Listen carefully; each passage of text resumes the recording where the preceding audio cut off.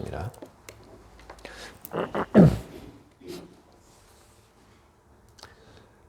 하나님께서 우리를 이곳으로 불러 주셨기에 우리들은 기쁜 마음으로 이곳에 왔습니다. 그리고 하나님께서 이 자리에 함께 하시기에 우리는 마음을 다하여 주님을 예배하고 있습니다. 주님 앞에 나와 예배하고 있는 우리들에게 주님께서 이제 말씀을 선포하시오니 주의 말씀을 우리들이 듣겠습니다. 딴 생각하지 않고 우리들이 주의 말씀을 듣고 그리고 그 말씀을 우리들이 기억하도록 하겠습니다. 성령을 통하여 우리들이 주의 말씀을 잘 기억하고 그리고 그 말씀을 따라 살 수 있도록 우리를 도와주시옵소서. 우리의 삶이 하나님께 영광이 되게 하시고 세상에 많은 유익한 영향을 끼치는 결과로 나타나게 하여 주시옵소서. 예수 그리스도 이름으로 기도합니다. 아멘. 오늘 제가 여러분들 앞에서 읽은 이 성경의 말씀은 예수님과 그리고 세베대의 아들 야고보 그리고 요한이 나눈 대화입니다. 세베대의 아들들은 예수님께 와서 부탁을 합니다. 어떤 부탁을 하냐 하면 이 두 형제가 영광을 받을 수 있게 해달라고 그렇게 부탁을 합니다. 하지만 예수님께서는 영광을 구하는 이 두 형제에게 다른 이야기를 하십니다. 예수님께서는 이 두 형제에게 그리고 영광을 구하는 모든 사람들에게 사람이 구하는 영광이 아니라 또 다른 하나님이 준비하신 것이 있다는 것을 오늘 이 말씀을 통해서 선포를 하고 계십니다. 오늘 말씀 속에 예수님께서는 세베대의 이 두 아들에게 내가 앞으로 받을 잔과 그리고 세례가 있다는 얘기를 하셨고 너희도 그것을 받을 것이냐 그렇게 말씀하셨습니다. 예수께서 말씀하신 그 잔 그리고 세례 이것은 누가 보더라도 실제의 어떤 잔 그리고 세례가 아니었습니다. 예수님께서 말씀하신 그 잔과 세례라고 하는 것은 그것은 은유적인 표현이었습니다. 무엇에 대한 은유냐 하면 이 잔과 세례라고 하는 것은 죽음에 대한 은유입니다. 잔이라고 하는 것 그리고 세례라고 하는 것 이것은 둘 다 죽음이라고 하는 그런 의미를 가지고 있습니다. 고난의 상징으로서의 잔 이것은 성경을 볼 때 꽤 오래전부터 고난의 상징으로서 이 잔이라고 하는 것은 사용이 되었습니다. 예수님께서 십자가에 달리시기 전에 하나님께 드렸던 그 기도를 우리들이 볼 때에도 이 잔이라고 하는 것이 고난, 고통, 그리고 죽음을 상징하고 있다고 하는 것을 우리는 볼 수 있습니다. 예수님께서 마지막 때 이렇게 기도하셨습니다. 이 잔을 내게서 옮겨 주십시오. 세례라고 하는 것도 역시 마찬가지입니다. 세례에 해당하는 이 그리스어 이걸 보면 이 밥티조라고 하는 말인데 잠그다, 적시다, 가라앉다 뭐 이런 뜻으로 사용이 되는 말입니다. 근데 이 말이 또 어떻게도 사용이 되냐 하면 재난에 빠진다 혹은 재난에 파묻힌다 이런 의미로도 사용이 됐습니다. 그래서 예수님께서 말씀하셨던 잔 그리고 세례 이것은 고난이고 그리고 이것은 죽음입니다. 예수께서 장차 고난을 당하고 그리고 죽음을 당할 거라고 하는 것을 이 말로 표현을 하신 것입니다. 그런데 예수님께서 장차 당신에게 있을 그 고난을 이렇게 얘기를 하셨는데 질문하고 싶은 건 이겁니다. 왜 예수님께서 고난의 상징을 두 개를 사용을 하셨을까 하는 겁니다. 장차 내게 올 잔이 있다. 그렇게만 얘기해도 충분합니다. 만약 그렇지 않다고 한다면 내가 장차 받을 또 다른 세례가 있다. 이렇게만 이야기를 해도 충분합니다. 하지만 예수님께서는 예수님의 제자에게 내가 받을 잔이 있고 그리고 내가 받을 세례가 있다. 그렇게 말씀하셨습니다. 예수님께서 고난과 죽음의 두 가지 상징을 사용하는 것은 이유가 있습니다. 그것은 바로 내부의 괴로움과 그리고 외부의 괴로움, 이 모든 것을 다 표현하기 위해서 예수님께서 이 두 개의 상징을 사용을 하신 것입니다. 잔이라고 하는 것, 그것은 바로 독이 든 잔입니다. 독이 든 잔을 마시게 되면 그 잔은 사람의 안에서 커다란 고통을 줍니다. 그에 반해서 세례라고 하는 것, 그것은 외부에서 찾아오는 고난입니다. 때문에 잔과 그리고 세례, 이 두 가지 말이 합쳐졌을 때 비로소 안과 밖의 고난과 아픔, 죽음, 이것을 이야기를 하게 되는 것입니다. 두 개의 고난의 상징, 이것은 총체적인 고난이며 이것은 죽음을 이야기를 합니다. 마음의 죽음, 그리고 몸의 죽음. 예수님께서는 장차 당신께서 받으실 고난이 있고 그리고 죽음이 있다고 이렇게 말씀을 하셨는데 과연 이것은 누가 예수님에게 내미는 그런 잔이고 세례일까? 누가 예수님에게 주는 고난일까? 우리는 질문을 하지 않을 수 없습니다. 예수님께서 이야기하셨던 그 잔은 소크라테스의 독배와 비교할 수 있습니다. 소크라테스는 독배를 마시고 죽었습니다.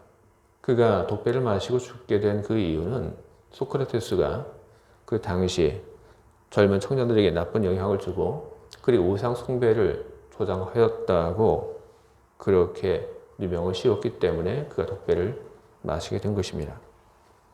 소크라테스에게 독배를 주고 그리고 그에게 고난을 주고 그를 죽게 한 것은 누굽니까? 그것은 세상입니다. 당시 세상이 소크라테스를 받아들이지 않고 그에게 고난을 주고 그리고 죽게 했던 것입니다. 예수님의 이야기를 보게 되면 소크라테스의 그 사상과 유사한 것이 많다고 하는 것을 우리는 보게 됩니다. 예수님께서는 하나님 나라를 선포하셨습니다. 그리고 예수님께서는 사람들을 기존에 정치가들, 종교 지도자들이 이끌었던 것과는 전혀 다른 방향으로 이끄셨습니다.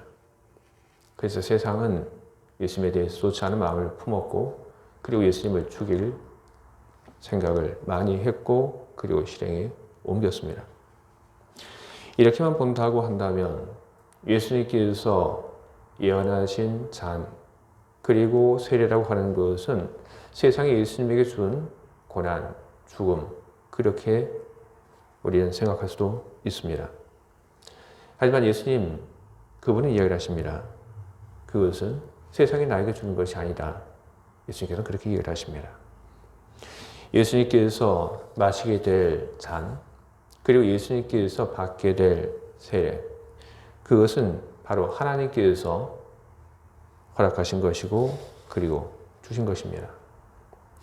요한복음 18장 11절에서 예수님께서는 그 얘기를 하십니다. 예수님을 잡으러 온 사람들을 향해서 베드로가 칼을 빼들었을 때 예수님께서는 베드로를 향해서 말씀하십니다. 칼을 칼집에 꽂으라. 아버지께서 주신 잔을 내가 마시지 아니하겠느냐. 예수님께서는 당신이 마셔야 할 잔이 세상에서 온 것이 아니라 하나님께서 그에게 내미신 것이라고 그렇게 말씀하고 계신 것입니다. 세례 역시 마찬가지입니다. 하나님께서 예수님에게 내민 그 잔, 그리고 하나님께서 예수님에게 받게 한 그 세례, 그것은 무엇을 위한 것인가? 그것은 속죄를 위한 잔이었고, 그리고 속죄를 위한 세례였습니다. 예수님의 죄에 대한 속죄가 아니라 바로 세상 모든 사람들을 위한 속죄의 고난이었고 그리고 죽음이었던 것입니다. 예수님께서 잔을 마시고 그리고 예수님께서 고난의 세례를 받으신 것이 속죄라고 이야기를 하지만 그렇다고 해서 속죄가 최종 목적은 아닙니다. 예수님께서 잔을 받으시고 그리고 고난의 세례를 통하여 사람들의 속죄를 이루신 것, 그것은 그 속죄를 넘어서서 세상 모든 사람들이 하나님과 화해를 이루며 살게 하기 위해서 예수님께서 그 일을 감당을 하신 것입니다. 로마서 5장 10절은 이야기를 합니다. 곧 우리가 원수 되었을 때 그의 아들이 죽으심으로 말미암아 하나님과 화목하게 되었은즉 화목하게 된 자로서는 더욱 그의 살아나심으로 말미암아 구원을 받을 것이니라. 하나님과 그리고 인간이 원수라고 이야기를 합니다. 우리는 원수라고 하는 말을 사용하면서 우리는 곧잘 그 앞에 어떤 수식어들을 붙이고 원수라고 하는 말을 사용을 합니다. 어떤 수식어가 뭐냐 하면 불구대천지 원수라고 하는 말을 우리는 사용하고 그리고 철천지 원수라고 하는 말을 우리는 사용을 합니다. 같은 하늘에 있지 못할 원수, 하늘에 사무치도록 한이 맺히게 한 원수라고 하는 건 여러분 이런 겁니다. 절대로 한 하늘에 같이 살 수 없는 대상, 그게 원수입니다. 하나님과 인간은 바로 이런 관계였습니다. 도무지 양립할 수 없는, 함께 살 수 없는 그런 관계가 하나님과 인간의 관계였던 것입니다. 그렇게 되게 된 이유는 우리가 너무나도 잘 알고 있는 것처럼 인간의 죄 때문에 그런 것입니다. 그 죄 때문에 하나님과 인간이 함께 살 수 없기에 예수님께서는 하나님과 인간이 함께 살 수 있는 세상, 그리고 그 관계를 위해서 예수님께서는 고난을 당하시고 그리고 십자가에 못 박혀 죽게 되신 것입니다. 예수님의 희생으로 이루어진 것은 무엇입니까? 예수님의 희생으로 이루어진 것은 바로 속죄입니다. 우리가 예수님의 그 죽음을 믿었을 때 우리의 죄는 하나님으로부터 용서를 받았습니다. 그리고 죄의 용서에서 끝난 것이 아니라 하나님은 우리를 하나님과의 화평한 삶으로 초대를 하고 있습니다. 성경은 우리들에게 이야기를 합니다. 죄 용서를 받은 여러분, 하나님과 화목한 삶을 사십시오. 이렇듯 우리들에게 하나님과의 화목한 삶으로 우리를 초대하고 있습니다. 하나님과의 화목한 삶이라고 하는 것은 여러분 무엇입니까? 하나님과 좋은 관계를 형성하라고 하는 것입니다. 우리는 예수님을 만나기 전까지 우리는 하나님과 관계를 단 하나도 우리는 맺고 살지 않았습니다. 우리가 예수님을 만나기 전까지 우리는 하나님을 몰랐고 그리고 하나님과의 관계 속에서 살지 않았습니다. 하나님과의 관계라고 하는 것은 갑자기 우리들에게 생겨난 그런 관계입니다. 다시 말해서 얼마 전까지 하나님과 우리는 서로 원수였고 좀 더 좋게 표현을 하면 남남이었습니다. 하나님이 우리를 잘 알고 그리고 하나님이 우리를 사랑한다 해도 내 쪽에서 하나님은 남이었습니다. 마치 어떤 기분이냐 하면 시골 할아버지 집에 갔더니 생전 처음 보는 사람이 나에게 옵니다. 그리고 이렇게 얘기를 합니다. 내가 네 당숙모야. 우리는 그런 유사한 경험을 합니다. 그때 우리는 무슨 생각을 합니까? 우리는 좀 당황하게 되고 당혹스럽습니다. 생전 처음 보는 사람이 와서 내가 네 당숙모라고 하는데 도대체 당숙모라고 하는 게 나에게 어떤 관계인지 잘 모릅니다. 하지만 우리는 그 속에서 우리는 그 상황을 잘 버텨나가고 모면할 수 있는 우리는 지혜를 다 가지고 있습니다. 우리는 그때 다시 볼 사람이 아니라는 생각에서 우리는 적당히 예하고 우리는 대답하고 안녕하세요 하고 우리는 인사를 합니다.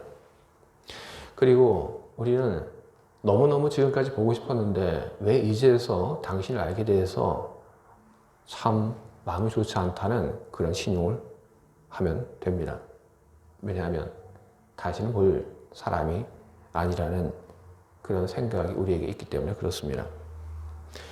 그런데 생전 선보는 사람이 나에게 와서 내가 이제 당숙모야 이야기를 하고 했는데, 그래서 다시는 안 볼 줄 알았는데 그분이 우리 집에 와서 같이 살게 된다면 그때는 어떻게 됩니까? 우리는 그 상황 속에서 우리는 뭘 어떻게 해야 할지 우리는 사실 잘 모릅니다. 생전 선보는 사람과 내가 어떻게 해야지 한 집에서 잘 살아갈 수 있을지 우리는 경험해 본 적도 없고 누가 우리에게 그것을 가르쳐 준 적도 없습니다. 심지어 서로 사랑하는 사이라고 해서 조금 더 떨어져 있고 싶지 않다고 해서 결혼한 사이에서도 평화를 이루면서 산다고 하는 그것은 쉬운 일이 아닙니다. 그러니 우리가 예수님께서 십자가에 달리시고 그리고 십자가의 그 죽음으로 인해서 하나님과의 그 관계를 다시 잘 만들어 놨으니까 하나님과 앞으로 잘 해보라고 그렇게 예수님께서 우리에게 이야기를 하셔도 우리는 사실 당혹스럽고 우리는 좀 불편합니다. 아무리 하나님이 우리에게 사랑의 마음으로 다가오신다고 해도 내가 준비가 되어 있지 않으니까 우리는 무엇을 어떻게 해야 좋을지 모릅니다. 여러분, 하나님과 잘 해보라니 여러분, 우리가 무엇을 어떻게 해야 합니까?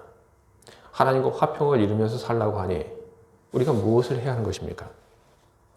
저는 하나님과 화평을 이루는 삶, 하나님과 좋은 관계를 맺고 살아가는 그 삶, 그것을 어떻게 해야 할지 모르는 여러분들에게 두 가지 이야기를 드리려고 합니다. 첫째는 습관을 바꾸라는 이야기를 여러분들에게 드립니다. 둘째는 우선순위를 늘 기억하려고 노력하자는 그런 이야기를 여러분들에게 드립니다. 습관을 바꾸라. 여러분, 좋은 관계라고 하는 것은 한쪽의 노력으로 되는 것은 아닙니다. 하나님과 좋은 관계를 유지하기 위해서는 사람도 바뀌어야 합니다. 우리는 이것을 삶의 관계 속에서 경험하고 그리고 우리는 이것을 배웠습니다. 우리가 수련회를 갑니다. 여러분들 모두 수련회를 가본 그런 경험들이 있습니다. 수련회를 가게 되면 여러분, 우리가 무엇을 어떻게 해야 합니까? 우리는 같은 시간에 일어나야 합니다. 그리고 같은 시간에 밥을 먹으러 우리는 가야 합니다. 그리고 수련회의 그 일정이 다 마친 그 다음에 우리는 피곤해도 우리는 씻어야 합니다. 그렇지 않으면 나한테서 나는 그 냄새 때문에 다른 사람이 괴로울 수가 있기 때문에 그래서 씻고 싶지 않아도 우리는 씻어야 합니다. 그리고 우리는 정리를 해야 합니다. 내 짐을 정리를 해야 합니다. 내 옷을 정리를 해야 합니다. 집에서 그렇게 살지 않았더라도 수련회 오면은 우리는 그렇게 해야 합니다. 우리가 그렇게 해야 하는 것은 그렇게 해야지 다른 사람들과 한 방에서 문제없이 살 수가 있고 우리가 그렇게 해야지 수련회 와서도 문제없이 그 수련회 일정을 잘 보낼 수 있기 때문에 우리는 그렇게 하는 겁니다. 잠깐의 그 시간을 함께 사는 사람들, 그 사람들이 이렇게 하는데 신혼부부처럼 긴 시간을 더불어 살아가는 사람들은 더욱 그래야 하는 겁니다. 부부가 되기 전에 모두에게는 각자의 그 삶의 루틴이 있습니다.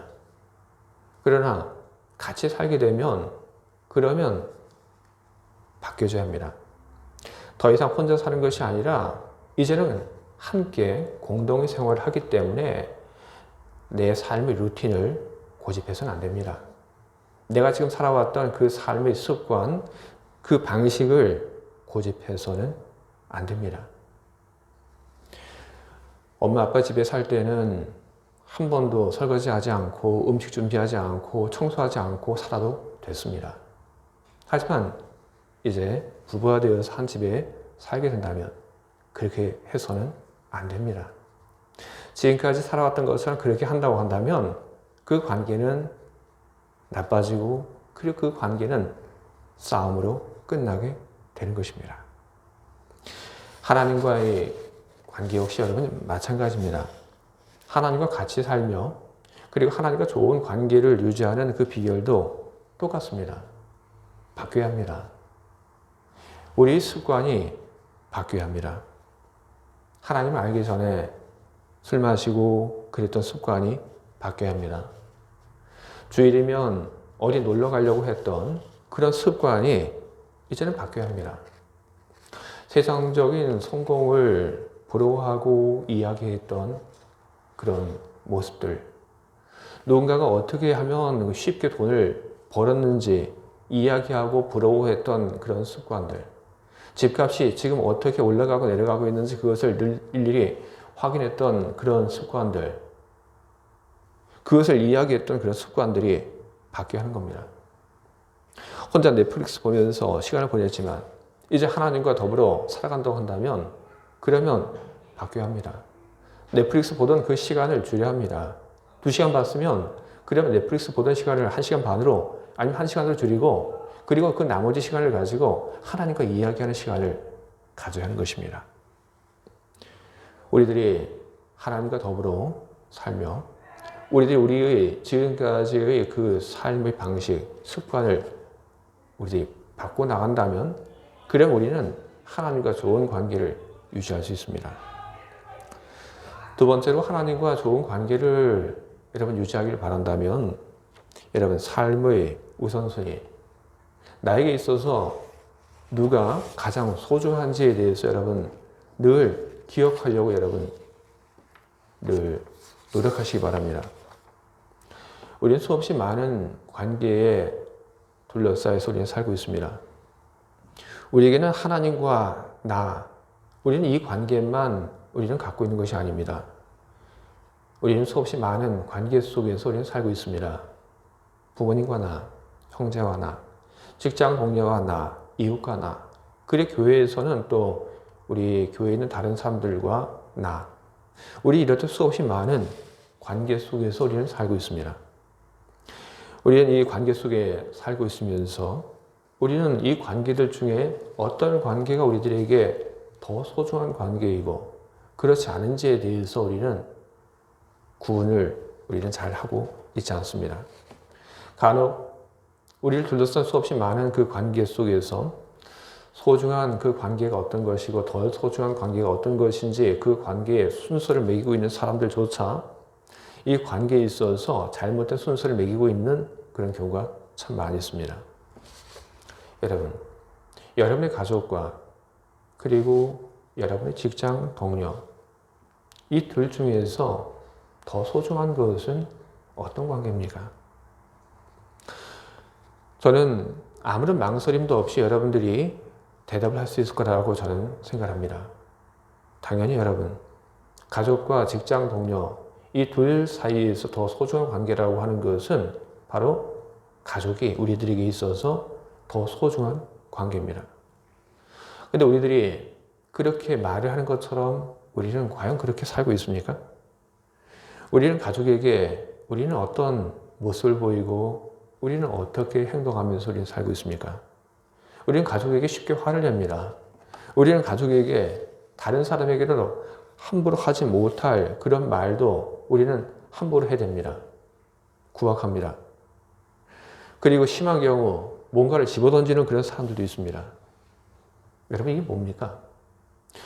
정말로 나에게 소중한 사람이 맞습니까? 직장 동료에게도 그렇게 하지 못합니다. 누구에게도 함부로 말하지 않습니다. 화내지 않습니다. 그런데 왜 가족에게는 그렇게 합니까?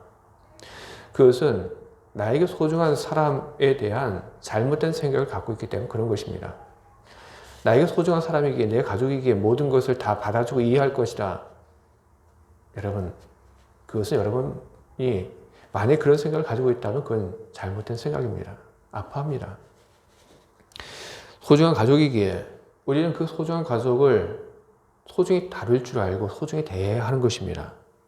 소중한 관계이기에 우리는 그 관계에 대해서 다른 어떤 관계보다 더 소중하게, 더 우선순위를 두고 우리는 살아가야 하는 것입니다.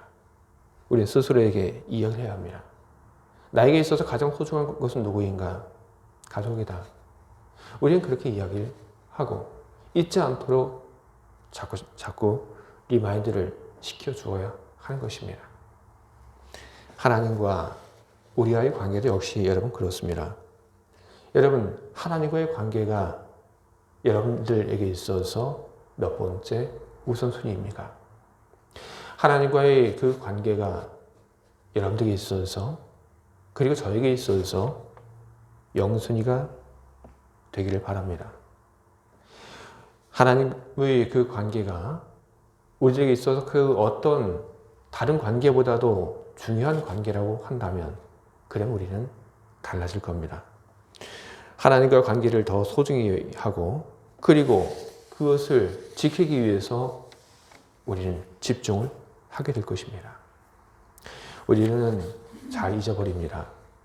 그건 어쩔 수 없습니다. 우리는 인간이기 때문에 잘 잃어버립니다. 그렇기 때문에 여러분, 하나님과의 그 관계를 내가 제일 소중히 해야 한다는 것을 여러분 계속 기억하시려고 여러분 노력하시기 바랍니다. 여러분 가족, 그 가족이 얼마나 소중한 것인지 여러분 기억하시려고 여러분 자꾸 노력하시기 바랍니다. 우리 청년들 혼자 나와서 여기 생활하는 그런 일들 아마 대부분이라고 생각합니다. 여러분 주변에 있는 직장 동료, 같이 공부하는 사람, 우리 교우 다 소중합니다. 하지만 그렇다고 해서 한국에 계신 아니면 다른 곳에 계신 여러분의 부모님 여러분 잊지 마시기 바랍니다. 자주 연락하고 그리고 인사드리시기 바랍니다. 우리는 그래야 합니다. 나에게 소중한 관계에 더 많이 집중하면서 우리는 살아야 하는 것입니다. 하나님과의 관계. 그것이 우리들에게 있어서 참 중요한 관계라고 하는 것을 여러분 잊지 마시기 바랍니다. 우리가 이 두 가지만 잘해도 우리가 하나님과 좋은 관계를 유지하기 위해서 우리 습관을 바꾸고 그리고 우선순위에 있어서 하나님이 제일 위에 있다고 하는 것을 우리들이 기억하기 위해서 노력하면서 사는 바로 이 두 가지만 우리들이 잘해도 우리들은 하나님과 관계를 잘 해나갈 수 있습니다. 왜냐하면 그 외에 부족한 것, 그것은 하나님께서 채워 나가실 것이기 때문입니다. 예수님께서는 무엇을 위해서 고난을 받으셨고 그리고 죽으셨습니까? 사람은 영광을 바랍니다. 내가 다른 사람들보다 더 높은 자리에 있기를, 내가 다른 사람들보다 돈을 더 많이 벌기를, 내가 다른 사람들보다 더 좋은 차를 타기를, 내가 다른 사람들보다 더 똑똑한 사람이라고 하는 소리를 듣기를 바랍니다. 우리는 그런 얘기 들을 때 우리는 기분이 좋습니다. 내가 뭔가 된 것처럼 그렇게 느껴집니다. 하지만 예수님께서는 우리에게 그것을 주기 위해서 오신 것이 아니고 예수님께서는 바로 그것을 위해서 십자가에 못 박혀 죽으신 것이 아닙니다. 예수님께서는 우리들에게 행복을 주기 위해서 하나님과의 그 관계 속에서 행복을 찾고 그리고 우리 존재의 의미를 찾도록 하기 위해서 이 땅에 오셨고 십자가에 못 박혀 죽으셨고 그리고 우리를 위해서 당신이 모든 것을 다 내어주셨습니다. 하나님과의 좋은 관계를 여러분 생각하시고 그것을 위해서 습관을 바꾸고 그리고 늘 주님을 여러분의 관계의 영순위에 두면서 살아가시기를, 그래서 우리 하나님이 주시는 사랑과 은혜가 여러분 삶에 늘 넘치기를 주님의 이름으로 축원드립니다. 아멘. 기도하겠습니다.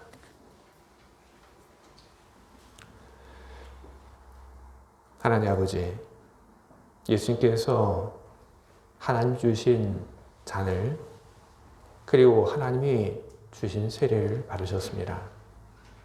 그로 인해서 우리들이 죄 용서를 받았습니다.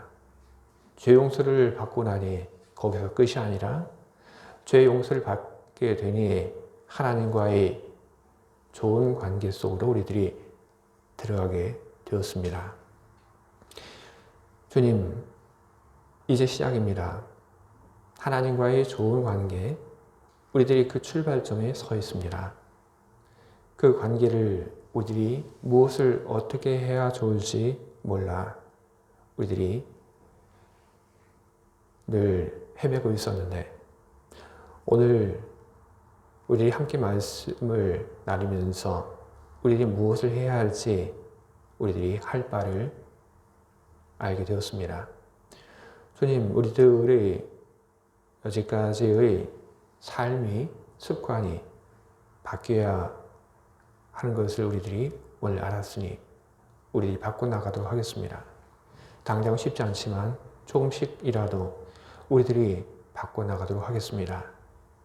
그리고 우리들이 늘 주님을 기억하기 위해서 우리들이 애를 쓰겠습니다. 주님, 이런 우리들을 좋게 여기시고 우리들이 하지 못하는 것을 주님께서 다 해주시길 바랍니다. 주님과 좋은 관계 속에 살며 평화를 누리고 기뻐하며 주님이 주신 많은 은혜 가운데 살아가는 우리가 되기를 바랍니다. 바로 그것이 예수님께서 우리에게 바라셨던 삶인 줄 믿습니다. 예수 그리스도 이름으로 기도드립니다. 아멘.